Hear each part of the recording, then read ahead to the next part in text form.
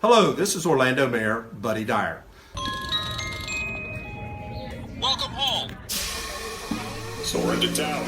We are ready for takeoff.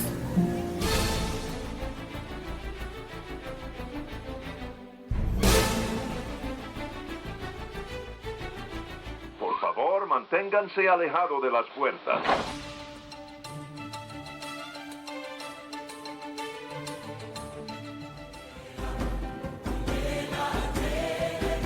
Hey, it's Amy from DVC Clubhouse. Hey Clubbers, it's Scott from DVC Clubhouse. Hey, it's Kathleen from DVC Clubhouse. Welcome aboard. It's Phil from DVC Clubhouse.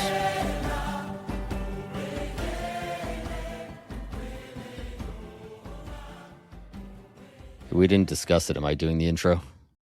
Yeah, you can. Perfect. Hey, everyone. Welcome back, as always, to the Debrief Podcast, brought to you by DVC Clubhouse. You're hearing my voice, so it's clear we don't have Amy here this week, but I am finally joined by Scott and Kathleen. What's up, guys? Hey, Phil. Hi Phil, how you doing? I miss you guys. Oh, there's Parker. And there's We Parker. miss I you. forgot to introduce Parker. Say hello. I feel like I haven't talked to you guys in forever. Yeah, it's been a minute. And I don't even know why. I think we're all just so Just different busy. things going on, and It's not like you guys have Lily in town. Can I tell you guys, speaking of kids, because of the way the holiday falls, my kids are done with school on Friday. They have 16, that's 16 straight days off for Christmas break. It's like What 14 days too many. When do they go back? They don't go back until the Monday after New Year's. That's second, third, fourth, the So- fifth. That's when Lily goes back. So she technically doesn't start her vacation until Friday as well, but she came down a week early. 16 days. Yeah. So I was coming back from DC last week, and lo and behold, who sits next to me on the airplane but our school superintendent, who I know really well. And I said, you had to make it 16 days. Like, did you realize how many days in a row that's going to be? Like, our Yeah. kids are already starting, like, what are we doing? Like, I'm not your cruise director. Figure it out. Yeah. Go outside, play with whatever Santa brings you, and call it a vacation, because I am not directing children for 16 days. Yeah, what are you guys going to do? I don't know. You're going to have to take away my Mm. shoelaces, though. Mm. I love my I children, mean- but I don't think I 16 days love them. I mean, it's cold and there's snow. Like, what is there to do? I mean, you could go skiing, but that's the other problem is, in addition to what do you do with them, every time you ask them what they want to do, they immediately throw out 3 options, all of which are a minimum of $200. Like, I cannot do that for 16 days. Well, and usually you're here at this time, aren't you?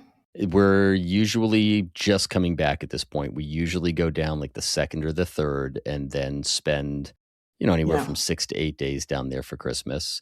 That did make things better this year. We were able to get our Christmas tree and do our Christmas shopping and all the other stuff, which is usually hampered by the trip. But I desperately missed it this year.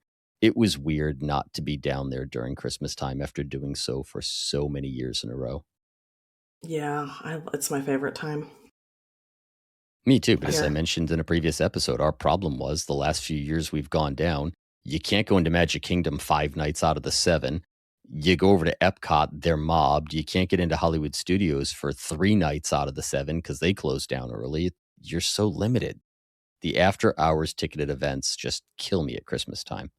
Yeah, I mean, I just said that the other day. I haven't been to Magic Kingdom since they put the tree up. we're going Just- Friday. Just because it's so hard to plan a day.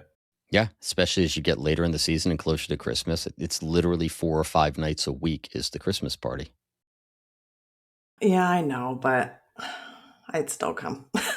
Yeah, well, we're going to be down there, a month and a half, I guess, give or take. Yeah. Something like that. Not that far away. Hmm. So tonight, because this episode, even though we are talking about it almost exactly a week from Christmas, this episode is going to air on Monday, which is Christmas week. So in the tradition of the Debrief podcast, we decided we were going to talk about our Christmas wishes. And Kathleen, before we even started the show, made it abundantly clear that she is absolutely, positively, beyond any measure of a doubt, unequivocally not going first. I'll go first. So with It's that fine. being said, I knew So with that that was going to said, happen. Kathleen, you're up. Yeah, I knew that was going to happen. I'm so predictable. Okay, so the first thing that came to mind when you said this, since I just went to Jollywood, I wish that Disney sold less party tickets. That's a completely reasonable wish. We've talked about this, haven't we? How crowded was it that night? Was it just mobbed? Like, I don't think it was super crowded, but I still felt like it was a regular park day. And I don't feel like it should feel like that Mm-hmm. on Yeah, an you're after paying hours a party. lot for an extra hours event. I mean, it was $200 a ticket. Mm-hmm. And I just don't. Now, as much as, I mean, I liked it. It was fine. It was my first time going to Jollywood. It was fine. But I just don't feel like it should feel like a regular park day. It just shouldn't. When you pay, I'm already paying for an annual pass, and now I'm paying for $200 for a party ticket. I want there to be no lines for anything, whether it's, the party pictures, whether it's merch, whether it's rides, food, there should be no lines. Yeah, we talked about it, I think, a couple of episodes ago, and I just touched upon it. The Yeah. last time we went to a Christmas party, I have seen less crowded Sundays in April than that Christmas party. It was off the hook busy. It wasn't even enjoyable. You remember years ago, you could go to the second parade, and by that point, most everyone had cleared out. You'd always miss the first one. We went to the second parade, and they were backed up 100 yards from the hub in every direction. You couldn't move anywhere. You couldn't get anywhere. 20 minutes to get a cookie and a cocoa. That's a lot of money to spend that Yeah. long waiting in lines on a very limited time event. I mean, I'm trying to think. Now, I will say this party was less packed than the Christmas party we went to at Magic Kingdom a couple years ago, less packed than the Halloween party at Magic Kingdom. But it was still, I thought there was still a lot of people there for a party. That's crazy. I've said that since even like the Magic Kingdom ones. Mm-hmm. But like when you break it down and you're like, okay, like you get, at least at Magic Kingdom, you get fireworks, you get a parade. Jollywood, I think you just get a couple shows. When you break it all down, like what are you paying? $200. It's $200 per ticket. What are you getting? You get an ornament. Like I said, it wasn't as crowded as the other parties we went to, that's for sure. But I don't know. I just wish that they sold less tickets. You know how it's like, like the Hunger Games getting into like Run Disney Yep. and, like Moonlight Magic. Like it should be like that for the parties too. Yeah, I don't disagree. And I said this in the past. I don't want to give many ideas, but I'd pay a little bit more to have less people there. If you're going to make it exclusive, just make it exclusive. I've said for years, that's the problem with Disney. Universal's All Access Pass is 3 times, 4 times the money of Disney, but it works. It absolutely works. You get it with a deluxe and it works. Yeah. Disney is still trying to thread that needle of making it exclusive, but still making it accessible to everybody. And you can't have both things, plain and simple. Yeah. I mean, I think they did a good job and everything, but Well, you just did Jollywood and then we did Moonlight Magic. So, I mean, you can compare the two, and just see the difference between the two. Like, I mean, Moonlight Magic was just, granted, it was at Animal Kingdom. but still you were able to get on a ride with no wait times. We rode, Everest and Dinosaur and You went on Dinosaur? I did. Nice. Only because Lily was there and she made me. What else? We went on Avatar. Yeah, Flight of Passage was not even 20 minutes. Oh, that's how it should be. Yep. During an after hours party. And they give you coupons too. They give you coupons. They give you free ice cream. I mean, you could have taken the whole cart of ice cream. Yeah, but that to me is like if you applied that logic to an event where you're going to pay $200 per ticket, I'm more inclined to pay the $200 price tag if I know it's going to turn out like that. Yeah. So that is my big Disney wish, for the parties to be Reasonable. less reasonable, like with the crowds, not feel like a regular day. Mm-hmm. Scott, you want to go or is it my turn? I'll go.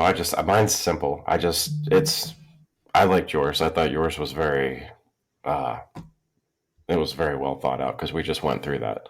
I actually didn't even go to Jollywood because I didn't think I was going to get my money's worth. And I'm glad that I didn't because when you came back and gave me your report of it, I was like, like it sounds nice, but it wasn't nice enough for me to spend 200. I didn't spend that money. Yeah, mine is completely different. I'm just going to focus on the boardwalk and Crescent Lake in general. My wish is to just love the boardwalk again, like I used to. And I guess that means I wish for some more things at the boardwalk, some more things that make sense, some more things that are going to draw me to it.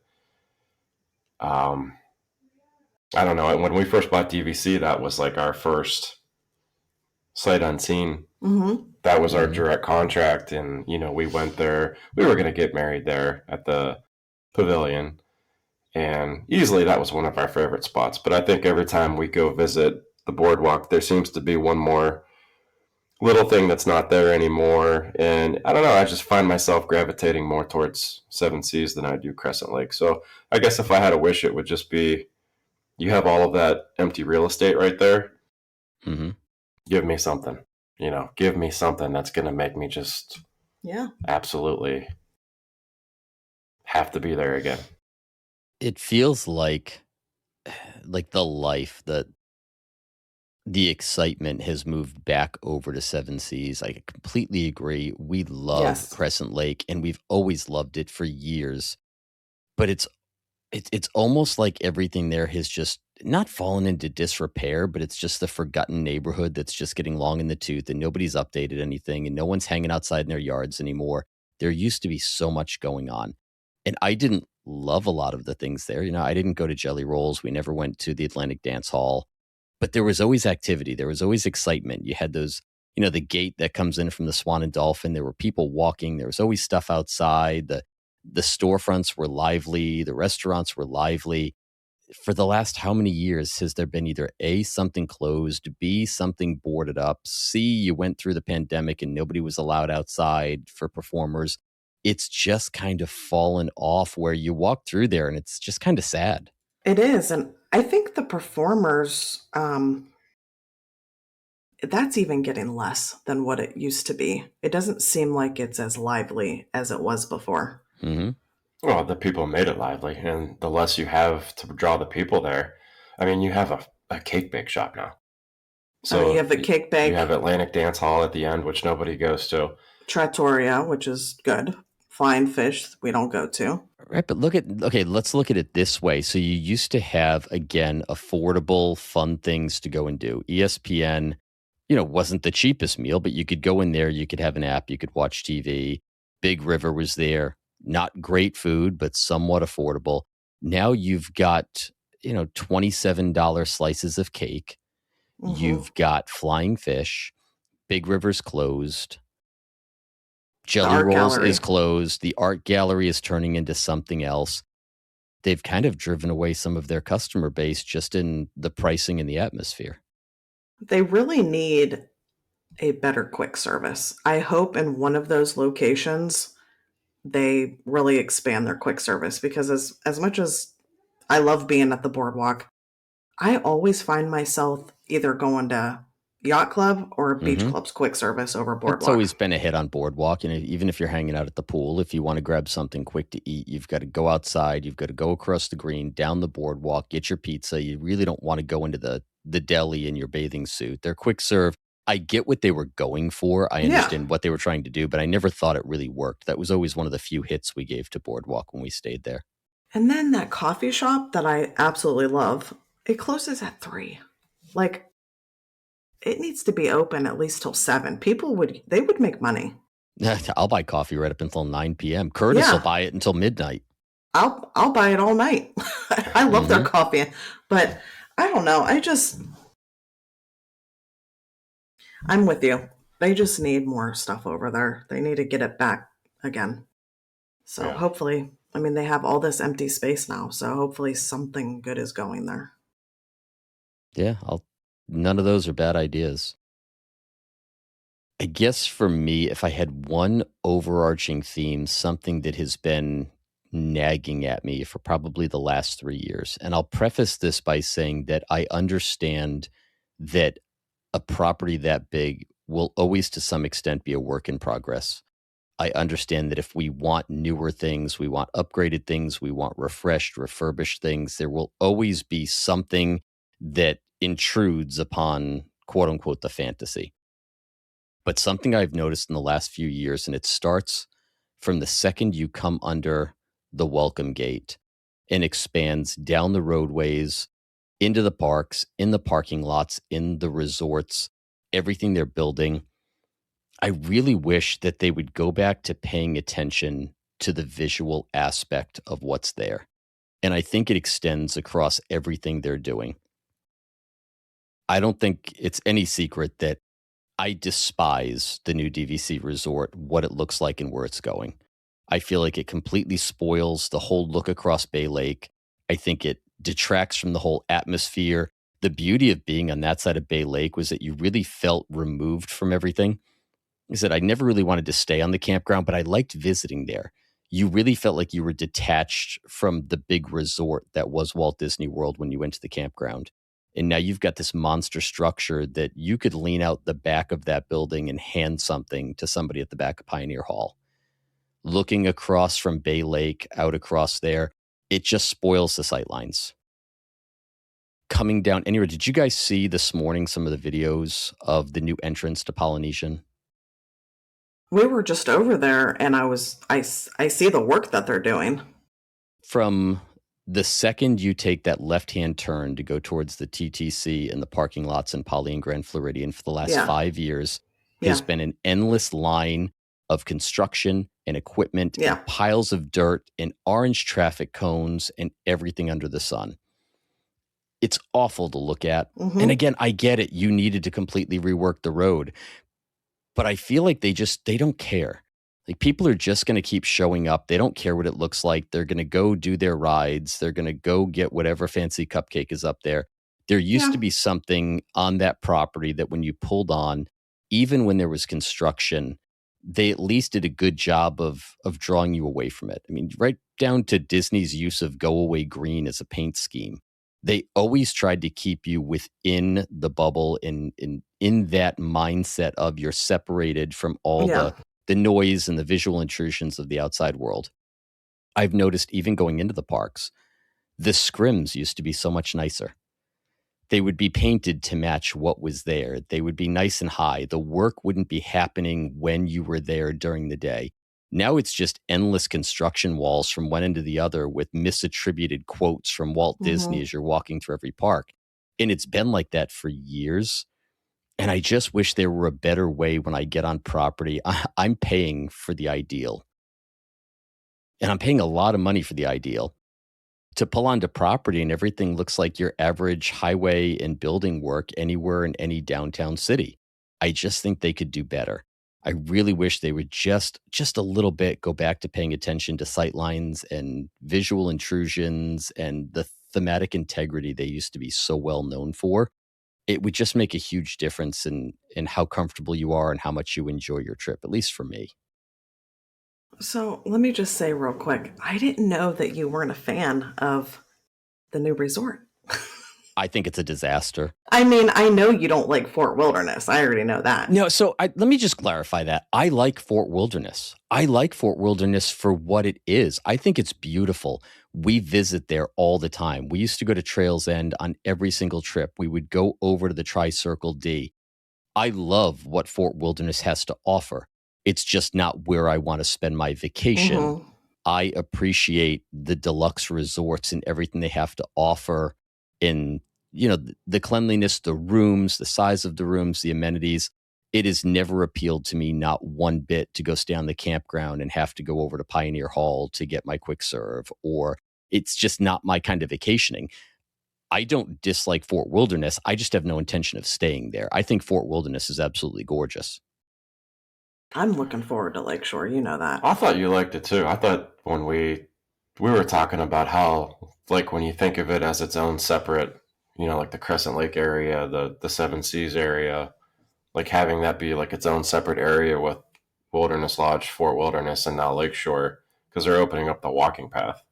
I don't know why. I thought you were like on board with that. I thought, Again, I don't dislike the idea of it. I think the way they built that and the way it intrudes upon Fort Wilderness and the design of it in general, I am not a big fan of.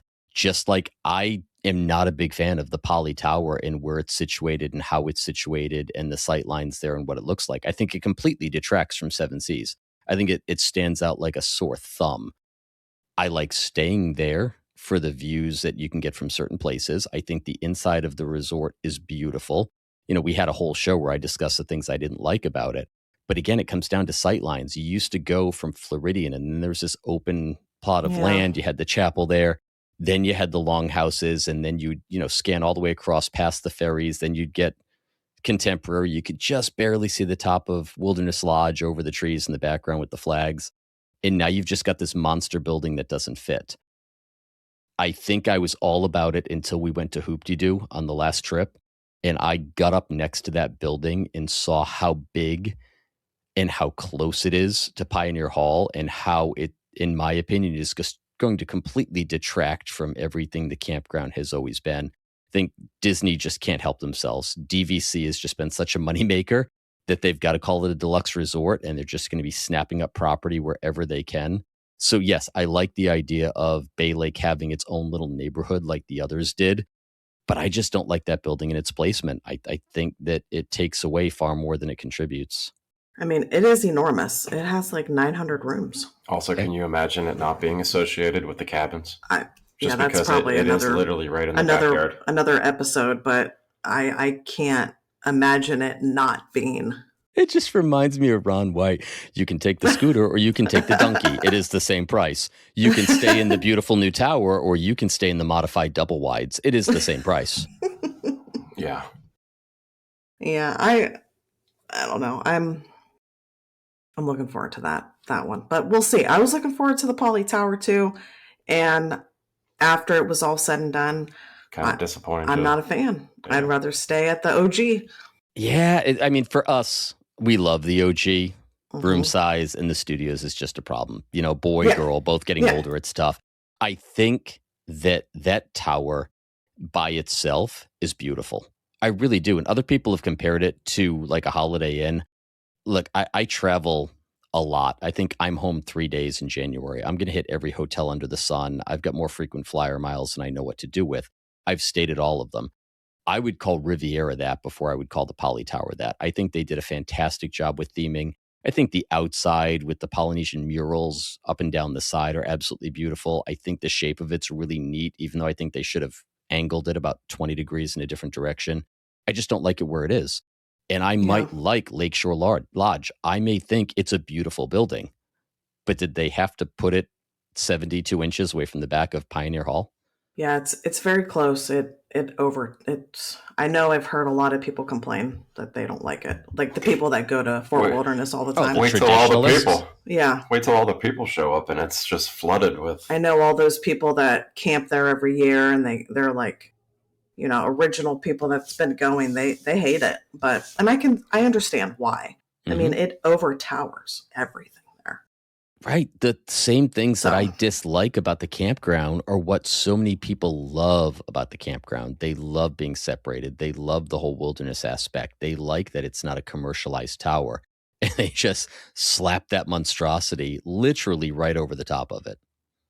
Yeah, we'll see. We'll see what it looks like. I mean, there's going to be a lot of people over there. I mean, 900 rooms. That's a lot. Yes, it is. That is a lot. That's a lot. It's a lot of extra people. It has a lazy river. It's probably going to have a couple restaurants, I would think, with 900 rooms. It's got to. They're calling it a deluxe. It's got to have some restaurants on site. So we'll see. Any follow-up wishes for you guys? Well, I do. Actually, talking about that, I wish that there was more DVC inventory without actually building new buildings. So that just kind of leads me down the road of like, I would like moderates to be DVC. Like we could use our points at moderates as long as the points charts were kind of like reflective of, the fact that it's a moderate. And you guys know my love for Port Orleans. Like if that's just, I don't know, it's I never know. gonna happen. My dad would say, you could wish in one hand and in the other. Happy Christmas, Fairy Horn. But yeah, that would definitely be a good one. If we could get some moderates in there, some French Quarter, some Riverside, Coronado. I would spend my points there before some of the deluxes that are currently available. Yeah, We won't. while I'm not with you on the whole moderate DVC, and we've had that conversation, I am completely with you that there are moderates I would spend my points on before some of the deluxes that are currently in the inventory.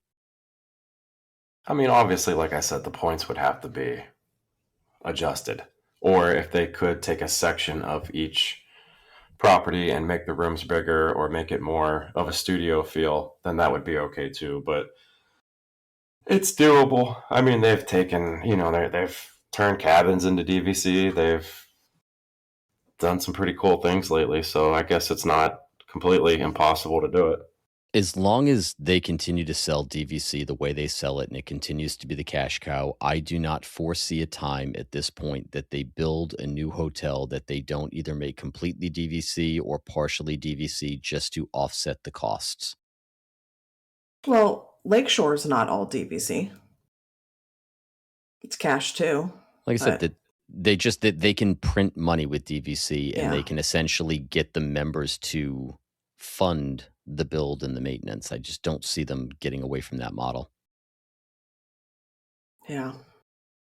Any follow-ups from you, Kath? I don't think so. No. Yeah, I mean, I could throw out the completely ridiculous. I wish that the Rivers of America would come back, but that's right up there with Scott's wish in one hand. It's just not going to happen. Yeah. I suppose a realistic one, if it were me, I would, if we want to move over just to parks, I would like one of two things or both, honestly. I would love Food and Wine to be more like Swan and Dolphin's Food and Wine Classic, really good food. Make it worth actually going versus the reheated Costco frozen foods that they have in the booths. Or I would like to see something like Festival of the Arts or Festival of the Holidays go a lot longer. I think the Food and Wine goes too long. Festival of the Holidays doesn't go long enough. Festival of the Arts is really short. I'd Yep. like to see those spread out a little better so there's more access to some of those lesser attended, but I think arguably better festivals. I agree. Would you guys, this is completely like getting off topic here, but would you guys rather keep it the way that it is?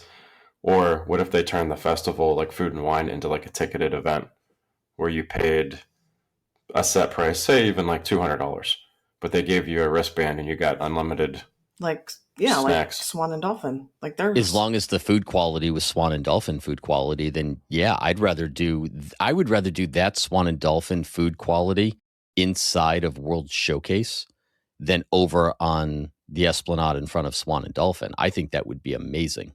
I mean, though, like with the variety that they have, like how much would you pay if it was a ticketed event? if Food and Wine was Yeah. of what they currently have now. Yeah, like, I mean, they change it. They've got some good stuff, but they've got some stuff that is like, I don't know. I'm not doing it. None of the quality's good enough. You wouldn't pay, like, even if it was like $100, you wouldn't do it? And you can have whatever you want Maybe, at the but- Food and Wine Festival. Yeah. Again, to me, it would come down to how are they limiting attendance? Can I also have easier access to the attractions that are inside of World Showcase? Like, do I get to go and do Remy with a 10-minute wait because there's limited people? Then yeah, maybe that's because now you've got to offset the lightning lane and you get unlimited food, but it would need to be reasonable. If you want to go into that $200 range, you better be providing me what Swan and Dolphin provides me with. No wait times at all, and you get unlimited food, but only in Italy. But only in Italy. You had me right up until there. I'm like, no, I'm going to pass. Yeah, I just think that Swan and Dolphin food quality was so amazing. And that was immensely crowded, good. but you still didn't wait more than 3 No. minutes at any booth to get food. It was fantastic. I thought that was worth it all day long. I wouldn't want to go every year just because I don't think it changes up enough, but I'd be Yeah. perfectly willing, since we skipped a year, to look at it again next year. Would not break my heart one bit. Yeah, I liked it. All right. Are those our Christmas wishes? I think so. Yeah, that was pretty simple. I think we can get all those.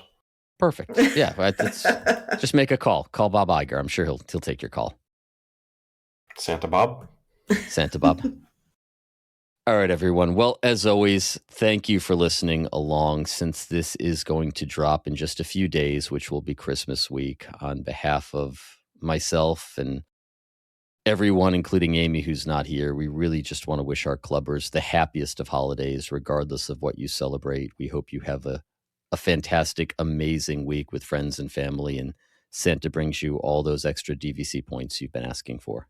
Yeah. Amen. All right. What does Amy say? I forget how this one goes. You can find us on Facebook at DVC Clubhouse. We're also on TikTok, Instagram, and YouTube. And until next time, we will DVC you real soon. Bye, guys. Bye, guys. See you guys. And so our journey comes to an end. Oh, no, please, can't we go back to page 1 and do it all over again? Started this thing together, and that's how we'll finish it. Because that, my friends, is where the magic lives.